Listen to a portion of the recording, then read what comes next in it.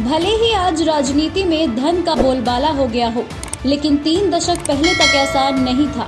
बाराबंकी के हैदरगढ़ से एक बार निर्दलीय और 2 बार भाजपा से विधायक रहे सुंदरलाल दीक्षित तो मानते हैं कि पैसा आज भी बहुत मायने नहीं रखता, बशर्ते राजनीति पूरी ईमानदारी और सेवा भाव से की जाए।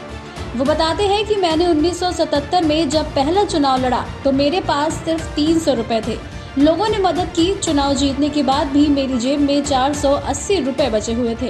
राजनीति में कैसे आए, इस सवाल पर अक्खड़ फक्खड़ और अपने में मस्त रहने वाले पूर्व विधायक दीक्षित जो कुछ बताते हैं वो दिल को छू जाता है।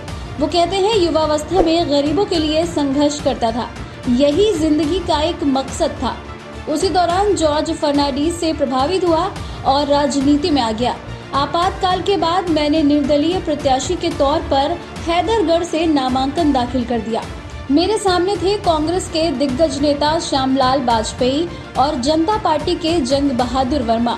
जनता पार्टी का गठन कांग्रेस विरोधी कई दलों को मिलाकर हुआ था।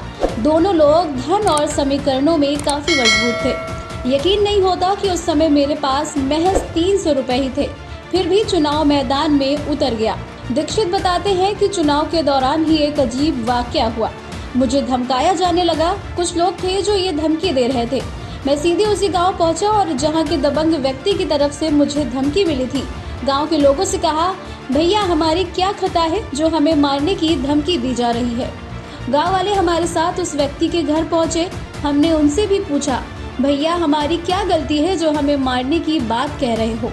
कोई गलती हो तो मैं खुद आ गया हूँ, सजा दे दो।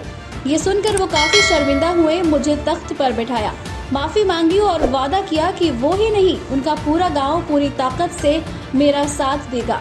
उस चुनाव में लोगों ने खूब मदद की। मैं जहां पहुंचता वहां लोग रुपए देते, जिनके पास रुपए नहीं थे वो गेहूं चावल दे देते।